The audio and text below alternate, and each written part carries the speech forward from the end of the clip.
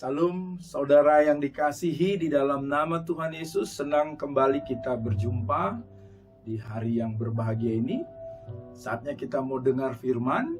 Mari siapkan hati saudara, kita berdoa bersama. Bapa, di dalam nama Yesus, inilah kami umat-umat-Mu yang merindukan-Mu Tuhan. Kami yakin firman-Mu yang berkata manusia tidak hidup dari roti saja, tapi manusia membutuhkan firman Tuhan. Kamilah orang-orang yang membutuhkan firman-Mu Tuhan. Berfirmanlah untuk kami. Setan dan iblis roh jahat, kami tolak pekerjaan-Mu, tidak boleh mencuri benih firman yang ditabur. Cara berpikir yang salah, nilai-nilai hidup yang salah yang kami warisi dari dunia ini, kami cabut dan kami buang itu semua di dalam nama Yesus. Kami hanya mau menerima cara berpikir sorga. Nilai-nilai Kristus itu yang kami terima. Dan kami akan lakukan dalam hidup kami. Berfirmanlah Tuhan, Roh Kudus, urapi kami. Yang menyampaikan, urapi kami yang mendengar. Biar hanya Yesus saja yang dimuliakan. Di dalam nama Yesus kami berdoa. Amin. Bapak, Ibu, Saudara yang dikasihi Tuhan, hari ini kita akan belajar sesuatu tentang manajemen berpikir. Apa kata Alkitab? Apakah benar Alkitab mengajarkan kita untuk memanage pikiran kita? Memanage pikiran saudara, memanage pikiran saya.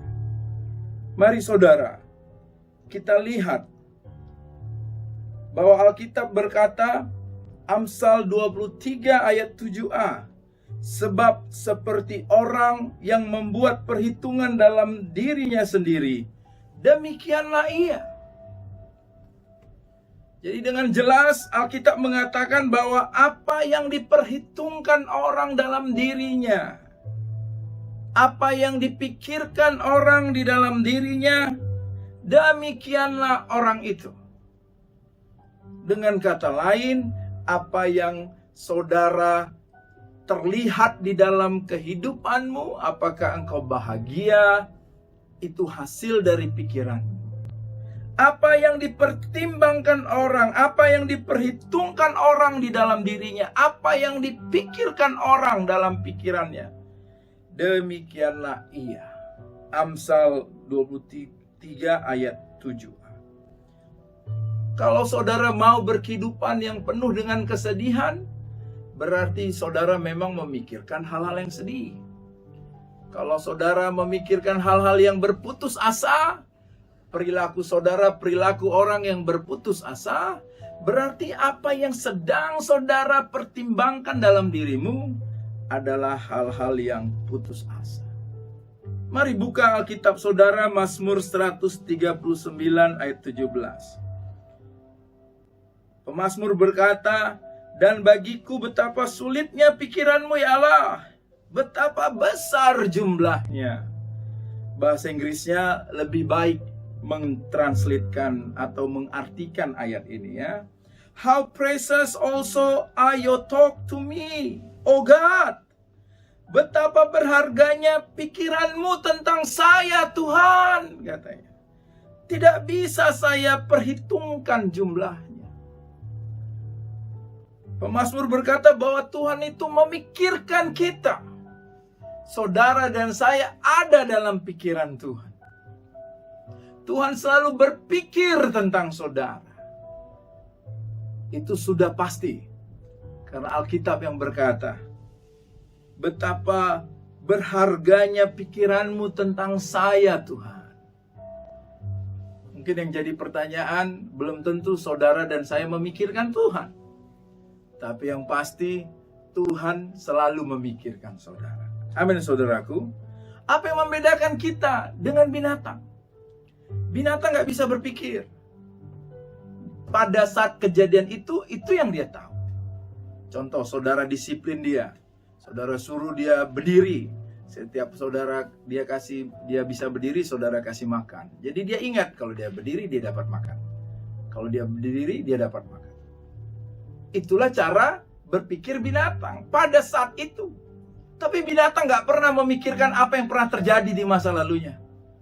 Binatang nggak pernah memikirkan apa yang bisa dipikirkannya untuk masa depan. Tapi saudara dan saya punya kemampuan berpikir. Berpikir terhadap masa lalu yang pernah terjadi. Berpikir untuk masa depan yang akan saudara kerjakan. Kenapa saudara bisa berpikir seperti itu? Karena di dalam pikiran saudara dan saya ada kemampuan menciptakan sesuatu, merencanakan sesuatu, mengendalikan sesuatu. Pikiran itu, kemampuan berpikir seperti itu ada di dalam diri saudara dan saya. Kenapa bisa ada? Karena saudara diciptakan serupa dan segambar dengan Allah.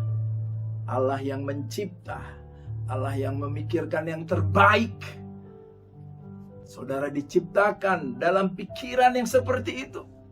Sehingga saudara juga punya kemampuan untuk mengelola, memanage pikiran saudara. Amin, saudaraku. Alkitab jelas sekali bahwa kita diajarkan untuk memanage cara berpikir kita. Mari, yang pertama, mengapa kita harus memanage pikiran kita? Saudara buka Amsal 4 ayat 23. Dikatakan di situ, jagalah hatimu dengan segala kewaspadaan, karena dari situlah terpancar kehidupan. Kalau Alkitab menggunakan kata hati, itu kadang berbicara roh dan pikiran. Ya, jagalah hatimu, jagalah pikiranmu dalam segala kewaspadaan, karena dari situlah terpancar pikiran. Prinsip pertama, mengapa saudara dan saya harus memanage pikiranmu, mengelola berpikirmu? Yang pertama, saudaraku, pikiranmu mengendalikan hidupmu. Apa yang kita pikirkan mengendalikan hidup kita. Tapi ada kabar baiknya. Engkau dan saya bisa mengendalikan pikiran itu. Benar. Apa yang kita pikirkan mengendalikan hidup kita. Tapi ada kebenaran yang lain bahwa saudara dan saya punya kemampuan untuk mengendalikan pikiran itu. Amin. Jagalah hatimu dengan segala kewaspadaan, karena dari situlah terpancar kehidupan. Jaga hatimu. Kendalikan apa yang kau pikirkan. Kendalikan apa yang masuk. Kendalikan. Kalau saudara berpikir buruk, maka buruklah hidup saudara. Kalau saudara berpikir benar, maka benarlah hidup saudara. Kalau saudara berpikir smart, pintar, bisa saya, maka smartlah hidup saudara. Jagalah hatimu, jagalah pikiranmu dengan segala kewaspadaan. Artinya apa? Engkau bisa mengendalikan itu. Pikiran kita mengendalikan hidup kita, tapi kita bisa mengendalikan pikiran kita. Makanya Alkitab jelas sekali menugaskan saudara dan saya untuk memanage, mengelola berpikir saudara. Itu tugas saudara. Oleh kemampuan Roh Kudus, oleh pertolongan Roh Kudus, saudara mampu mengelola pikiran itu. Saudara harus benar-benar mengendalikan pikiranmu. Seringlah berlatih mengendalikan pikiran. Pilih apa yang mau dipikirkan. Jagalah hatimu, jagalah pikiranmu dalam segala kewaspadaan. Pikirkan apa yang menjadi tujuan. Maka tujuan itulah yang akan saudara pikirkan. Seperti seorang mahasiswa memutuskan kuliah. Apa tujuannya kuliah? Dia sarjana supaya kerja lebih baik. Pikirkan tujuanmu. Apa tujuanmu? Itu akan yang kau menjadi pikiranmu. Dengan kata lain, saudara bisa memilih apa yang saudara pikirkan. atau untuk membantu saudara melatih, mengelola berpikir, ajukan pertanyaan ini. Apakah memang saya perlu memikirkan tentang hal ini di saat ini? Amin. Seorang pelajar, apakah memang perlu dia mikirkan untuk nikah di saat dia masih pelajar? Kalau dia rasa nggak perlu, nggak mungkin dia pacaran. Amin. Apakah saya perlu memikirkan tentang hal ini di saat ini? Dengan kata lain, kalau Tuhan katakan, Alkitab katakan, jagalah hatimu, jagalah pikiranmu dengan segala kewaspadaan. Dengan kata lain, Alkitab meminta saudara dan saya untuk aktif, jangan pasif. Untuk aktif mengelola apa yang dipikirkan. Untuk aktif memilah-milah, memikir apa yang memang harus dipikirkan. Karena yang saudara pikirkan akan mengendalikan saudara. Tapi saudara sendiri bisa mengendalikan pikiran itu. Amin, saudaraku ya. Contoh, ketika seseorang berkata sesuatu yang negatif tentang saudara, jadi pikiran saudara. Kenapa saudara bisa galau, bisa sedih, bisa merasa putus asa karena perkataan orang itu? Karena saudara izinkan omongan orang itu menjadi bahan pikiran saudara. Tapi kalau saudara tolak itu, saudara buang itu, dan saudara tidak akan memikirkannya. Apalagi saudara gantikan dengan apa yang dipikirkan Tuhan. Sungguh tak terhitung yang kau pikirkan tentang diriku Tuhan. Amin, saudaraku. Jadi jelas sekali Alkitab mengajarkan saudara dan saya untuk mengelola cara berpikirmu. Manage berpikirmu. Manajemen berpikir. Anak Tuhan wajib melakukan ini. Jagalah hatimu, jagalah pikiranmu dalam segala kewaspadaan. Karena disitulah terpancar kehidupan. Yang kedua, mengapa kita harus memanage pikiran kita? Mengapa kita harus perhatikan dengan seksama apa yang kita pikirkan? Yang kedua yaitu, perubahan apapun yang saudara ingin terjadi dalam hidup saudara, itu dimulai dari pikiranmu. Kalau saudara katakan, saya mau berubah, mulai dari pikiran. Karena gak mungkin perubahan terjadi kalau berpikirnya tidak berubah dulu. Perubahan apapun yang saya ingin dalam hidup saya hanya terjadi kalau saya mulai dalam pikiran. Roma 12 ayat 2 berkata, janganlah kamu menjadi serupa dengan dunia ini, tetapi berubahlah oleh pembaharuan budimu, by renewing of your mind, dengan berpikir yang diubahkan. Berubahlah oleh pembaharuan budimu, oleh pembaharuan pikiranmu, sehingga kamu dapat membedakan manakah kehendak Allah, apa yang baik, yang berkenan kepada Allah, dan yang sempurna. Jelas dikatakan di sini. Jangan kamu menjadi serupa dengan dunia ini. Kalau saudara mau berubah, dikatakan berubahlah oleh berpikirmu. Amin. Perubahan hanya bisa terjadi kalau dimulai dari pikiran. Kalau saudara mau melihat hidup saudara berubah, mulai dalam pikiranmu berubah. Pikiran mengendalikan hidupmu, tapi engkau bisa mengendalikan pikiran.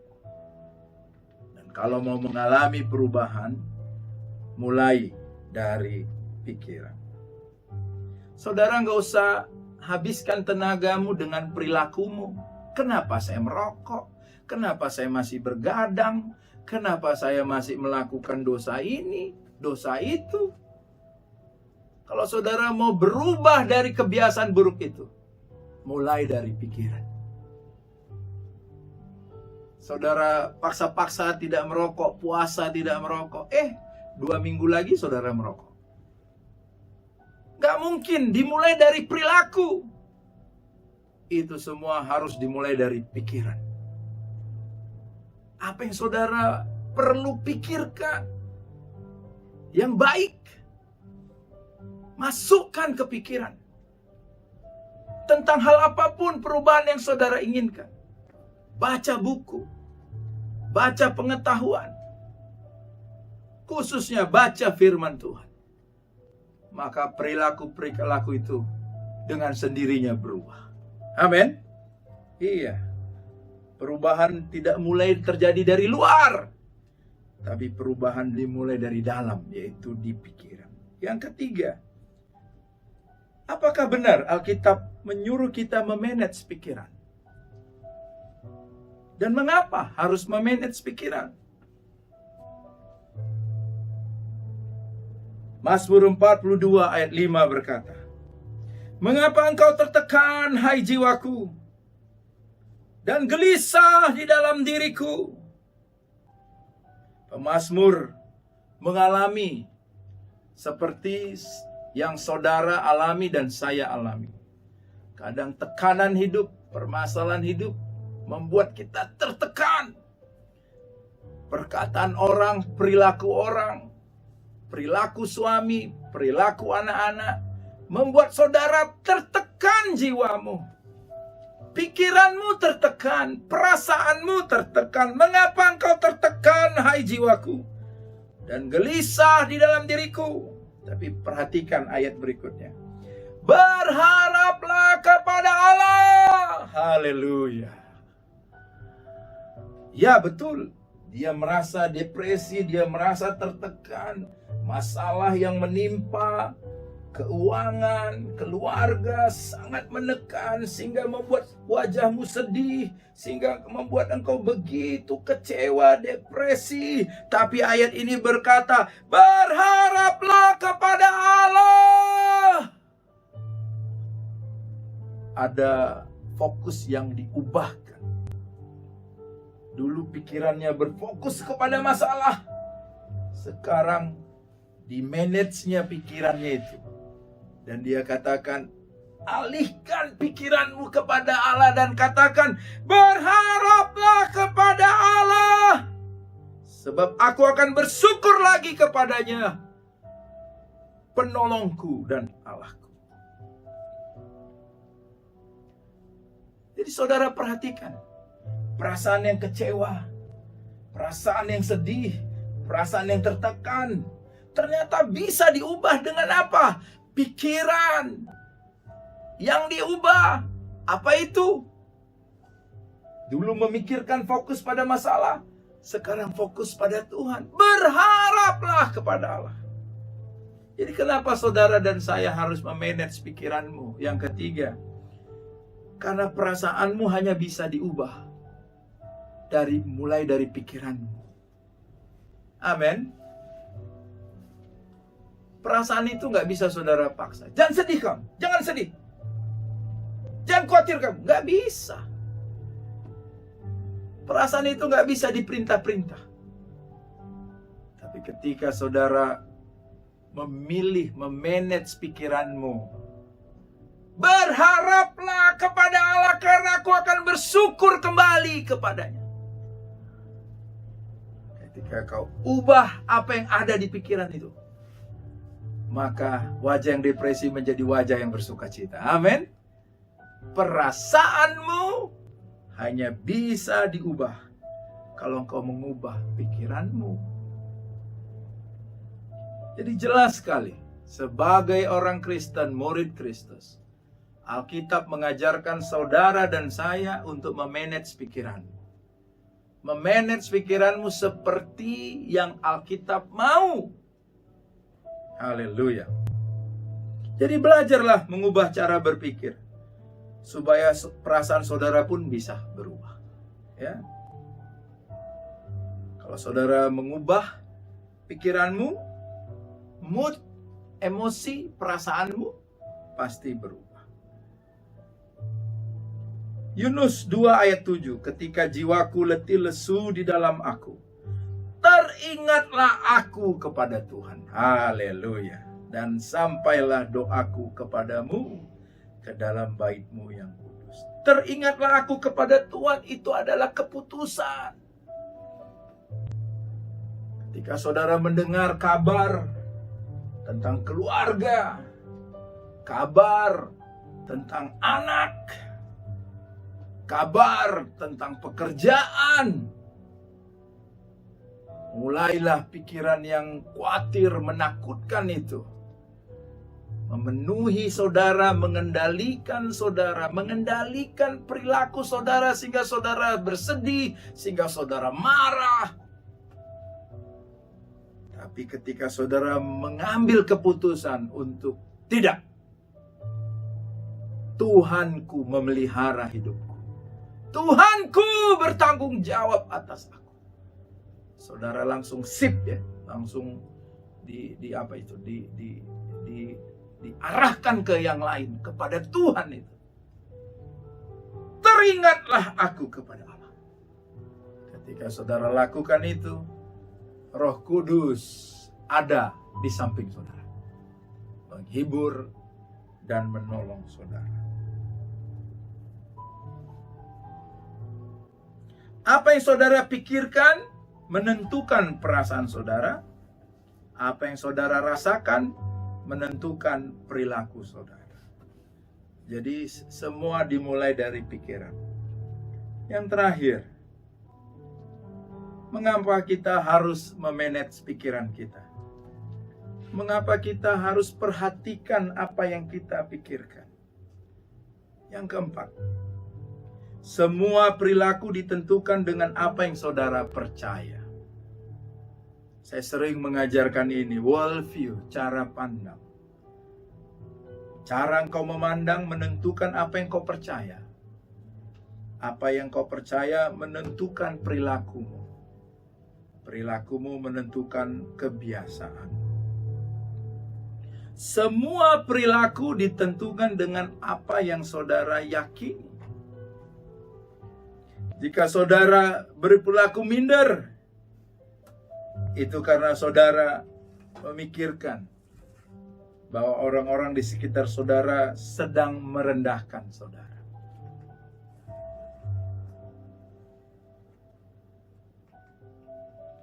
Hagai 1 ayat 5 berkata, oleh sebab itu beginilah firman Tuhan semesta alam.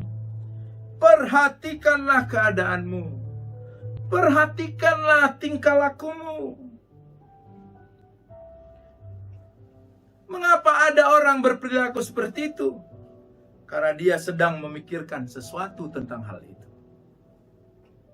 Mengapa orang berperilaku seperti itu? Karena yang dalam pikirannya menyebabkan dia berperilaku seperti itu. Contoh yang klasik lah, suami istri. Kalau suami istri ribut bertengkar, gak adanya maksud suami mau menyakiti istri.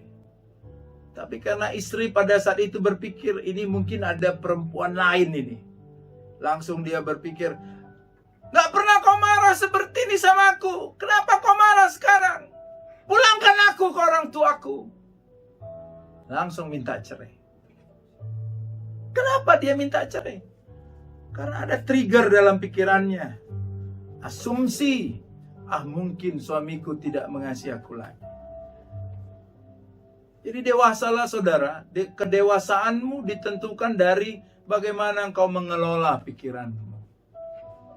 Karena yang kau pikirkan akan meresponi, akan terekspresi dari perilaku-perilaku. Gak mungkin seorang istri minta cerai kalau tidak ada trigger pikiran yang ada dalam pikirannya. Apakah mungkin perkataan orang tuanya, perkataan orang teman-temannya, suamimu gak benar gini-gini. Akhirnya kau memikirkan itu. Ketika ada masalah, keributan, langsung kau minta cerai. Perilakumu ditentukan dari apa yang kau percaya. Hati-hati dengan apa yang kau percaya. Makanya bukan semua informasi di luar sana bisa saudara terima. Saudara harus saring itu. Saring dengan firman Tuhan. Maka saudara pasti berbahagia. Jadi saudaraku yang dikasihi Tuhan, ketika engkau melatih, memanage pikiran ini, engkau bisa mengelola pikiranmu dan mengambil keputusan, memilih apa yang harus kau pikirkan. Inilah yang dikatakan kedewasaan rohani itu. Saudara mampu memikirkan segala sesuatu berdasarkan firman Tuhan. Untuk itu firman Tuhan ada, saudara, supaya saudara bisa berpikir seperti kebenaran firman. Saya simpulkan firman Tuhan hari ini. Alkitab mengajari saudara dan saya untuk memanage pikiran. Kenapa? Karena Alkitab katakan apa yang dipikirkan orang, apa yang diperhitungkan orang dalam dirinya, demikianlah ia. Saudara hari ini seperti ini adalah hasil pikiranmu. Kalau wajahmu sedih, itu karena hasil pikiran yang sedih. Kalau wajahmu berpengharapan, bersukacita, itu karena pikiranmu sedang dipenuhi dengan harapan, sedang dipenuhi dengan janji-janji Tuhan. Jangan ragukan Tuhan. Alkitab tadi katakan bahwa Tuhan memikirkanmu. Tak terhitung pikirannya tentang dirimu. Kemampuan berpikir adalah anugerah terbesar yang diberikan Tuhan pada kita. Sehingga kita bisa berkomunikasi dengan Dia. Sehingga kita bisa menyelaraskan pikiran kita dengan pikiran Tuhan. Sehingga saudara bisa disebut rekan sekerjanya Tuhan. Apapun tanggung jawabmu hari ini.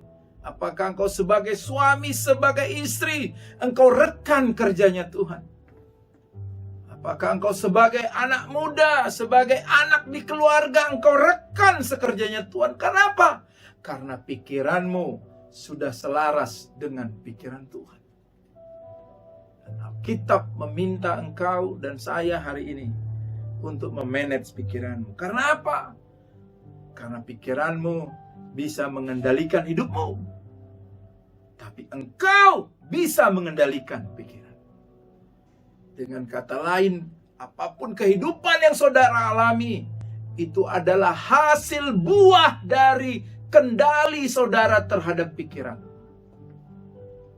Hasil dari manajemen saudara terhadap pikiranmu.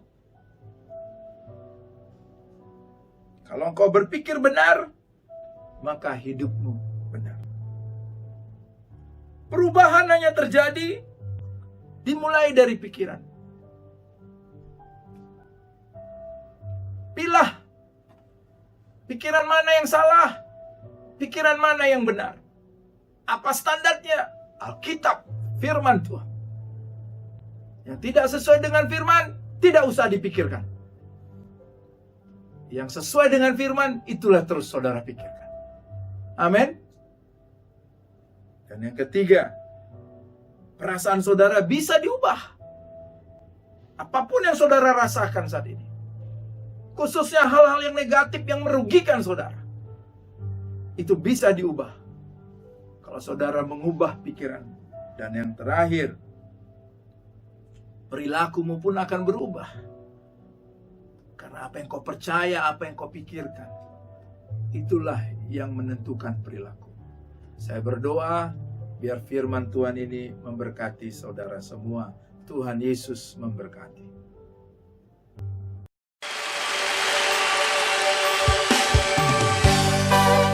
Saat ini kita hidup di akhir zaman.